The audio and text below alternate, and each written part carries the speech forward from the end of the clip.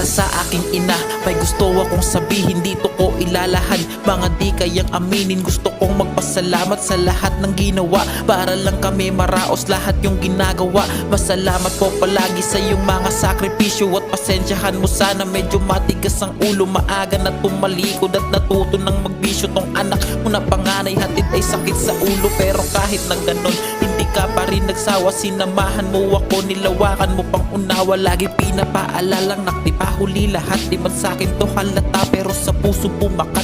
At di ko inaalis sa aking isipan ng pangaral. Lagi mong sinasambit na pagbutihin pagkaaral. Kahit medyo nalihis at ang landas ko'y lumiko, naniniwala ka pa rin na kaya ko pang tumino.